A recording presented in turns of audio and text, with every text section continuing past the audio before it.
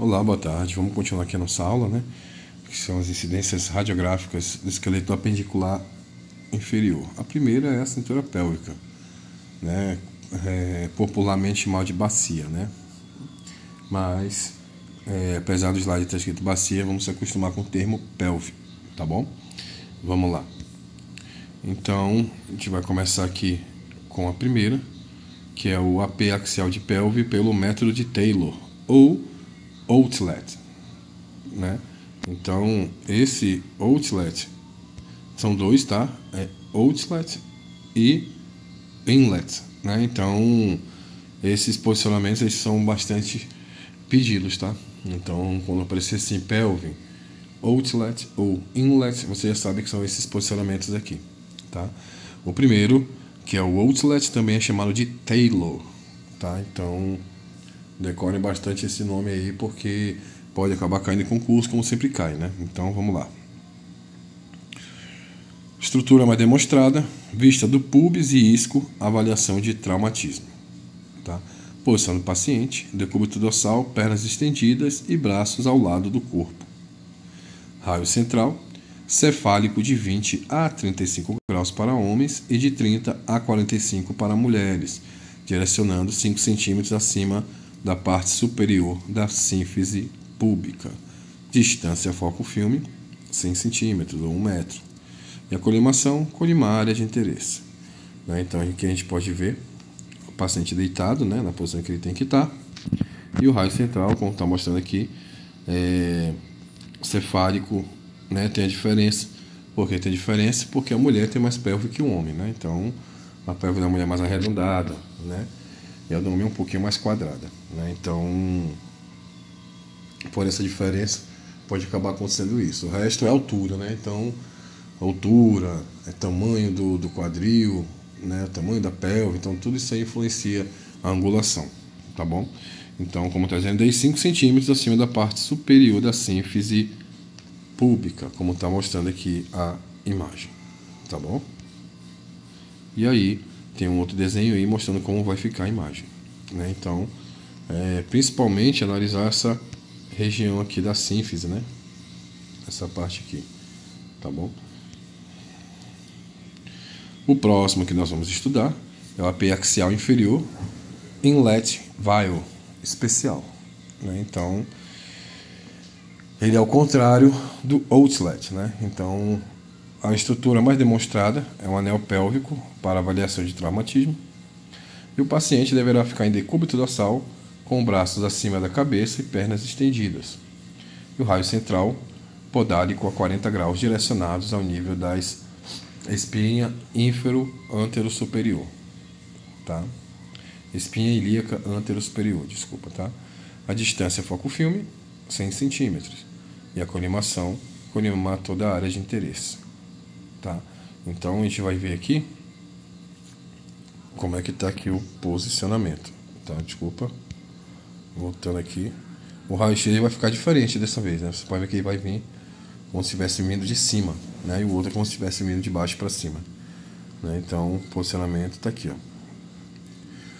Professor, como é que a gente vai acertar? Lembrando que esse tipo de posicionamento aqui, a gente tem que evitar tocar o máximo no paciente, tá?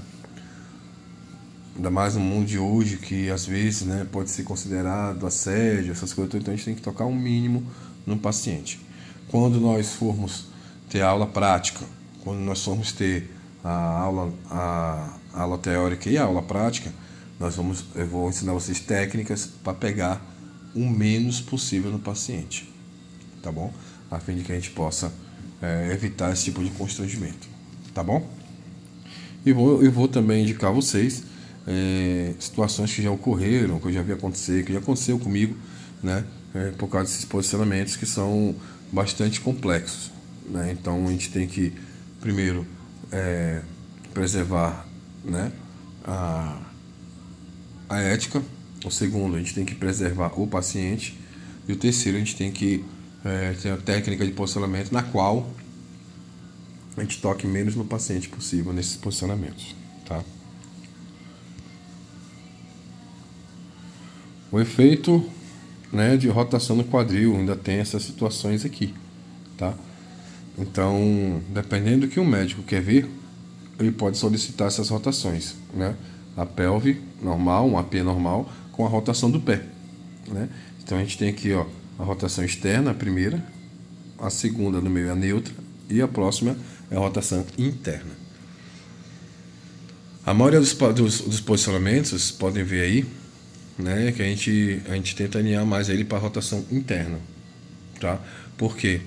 Porque essa parte aqui, ó, que nós temos aqui, é o colo do fêmur, né? Essa parte aqui.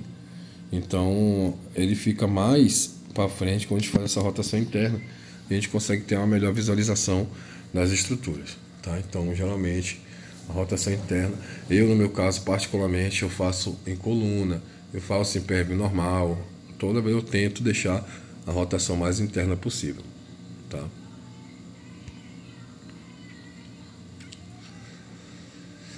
AP do quadril, perna de rã, especial, sem trauma, tá? Então, esse posicionamento aqui, tá? Ele também é bastante solicitado, tá? Então, só o quadril, geralmente, quando o médico fala AP e perfil, geralmente ele está falando AP e o AP de quadril e o AP de quadril, perna de rã, tá? Então, até porque não tem como fazer um perfil dependendo da estrutura de algumas pelvis.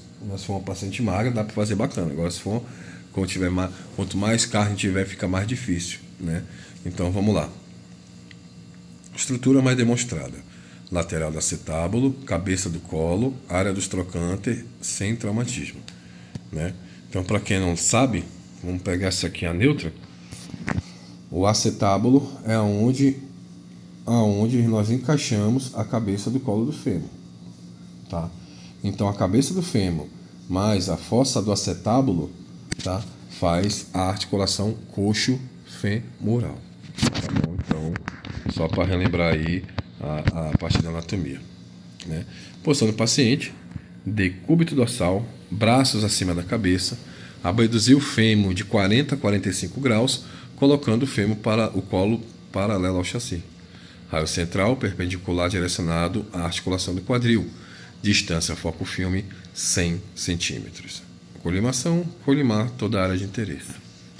Esse aqui é outro posicionamento que nós temos que ter bastante cuidado, né?